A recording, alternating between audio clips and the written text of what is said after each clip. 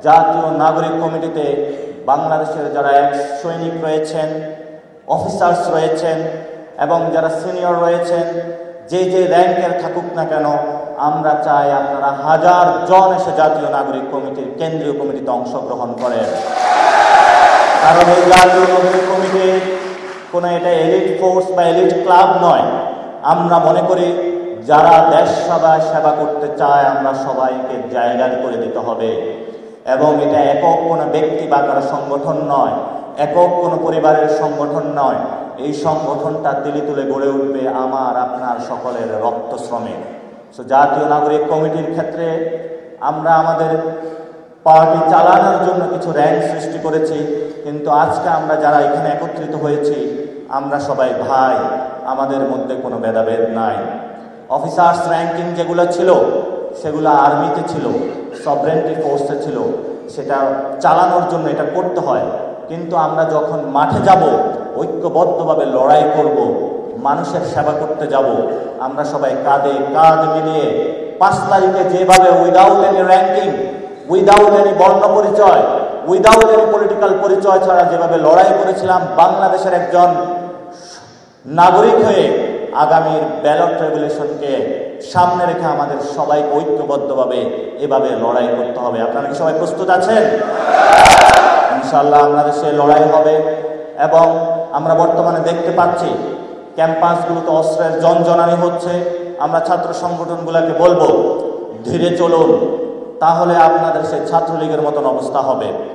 আমরা আপনাদেরকে সেভ করতে পারবো না, কারণ আমরা বাংলাদেশে 24 পরবর্তী এই সময়ে কোনো সন্ত্রাসের রাজত্ব কায়েম করতে দিব না। আমরা আরো বলছি, আমি একটু পরেই শেষ করব, আমরা আরো বলছি বাংলাদেশের পলিটিক্যাল পার্টিগুলোতে নতুন বন্দোবস্ত ছেড়ে আসুন। এই যে এতগুলো মানুষ রক্ত দিয়েছে তাদের রক্তের উপলব্ধি করার চেষ্টা করুন। এবং আপনারা যারা আজকে এখানে একত্রিত হয়েছেন, ভবিষ্যতে আমরা একসাথে রাজনৈতিক স্ট্রাগলে যাব। আমরা সবাই কাঁধে কাঁধ মিলিয়ে যুদ্ধ করব। আপনাদের কাছে ট্রেনিং রয়েছে, সেই ট্রেনিংগুলো যদি কোনো বিদেশি শক্তি আসে আমরা প্রয়োগ করতে বাধ্য হব ইনশাআল্লাহ। এবং আমাদের সামনে অর্থনৈতিক মুক্তির জন্য বিভিন্ন জায়গায় আজকে এত যে সুন্দর শৃঙ্খল প্রোগ্রাম রয়েছে, বিভিন্ন আমাদের থানা কমিটিগুলো রয়েছে, জেলা কমিটিগুলো রয়েছে, সেখানে ভবিষ্যৎ যারা নেতৃবৃন্দ আসবেন আমাদের এই পলিটিক্যাল পার্টির প্রসেসগুলোতে সবাইকে অন্তর্ভুক্তি বিষয় করার ক্ষেত্রে আমরা একটি পলিসি আকারে সিদ্ধান্ত গ্রহণ করব, যাতে কোনো জায়গায় বাংলাদেশের কোনো সৈনিক থেকে র্যাঙ্কিং অফিসার থেকে শুরু করে যারা রিটায়ার্ড রয়েছেন কারো কোনো অংশগ্রহণের ক্ষেত্রে যাতে কোথাও বাধাগ্রস্ত না হয়, আমরা সেটা নিশ্চিত করব ইনশাআল্লাহ।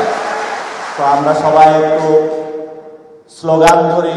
আমাদের সামনে দুটি পথ রয়েছে, আমি বলবো বিপ্লব অথবা মৃত্যু, বিপ্লব অথবা মৃত্যু,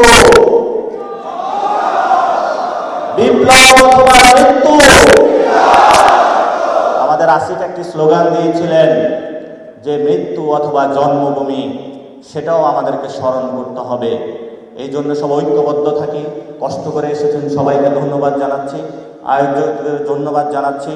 এবং এখানে জাতীয় নাগরিক কমিটির আজকে আপনাদের প্রোগ্রামের কথা শুনে আমরা অনেকেই চলে এসেছি, সবাই 20-30 জন জাতীয় নাগরিক কমিটির সদস্যবৃন্দ রয়েছেন, তারা অনেকেই জাতীয় নেতৃবৃন্দ ছিলেন, আজকে আপনাদের এখানে উপস্থিত হয়েছে। ভবিষ্যতে আমরা সবাই একসাথে ঐক্যবদ্ধভাবে কাজ করব। এবং এখনও বিভিন্ন সেকশনে অথবা বিভিন্ন জায়গায় অনেকে এখনও আমাদের সাথে অংশগ্রহণ করতে পারেন নাই, আমরা তাদেরকে বিনয়ের সুরে বলবো আসুন একসাথে ঐক্যবদ্ধ হই, নিজেদের মধ্যে ফ্র্যাকশন ক্রিয়েট না করি। তারা প্রোগ্রাম আয়োজন করেছে, আমরা করেছি, তাহলে আমাদের প্রোগ্রাম হয় নাই কেন? এই ধরনের ফ্র্যাকশন না করে আমরা সব ঐক্যবদ্ধ থাকবো ইনশাআল্লাহ। যারাই আপনাদেরকে নক দিবে তাদেরকে বলে দিবেন যে আসুন একসাথে ঐক্যবদ্ধ কাজ করব, কোনো ভেদাভেদ সৃষ্টি করবেন না।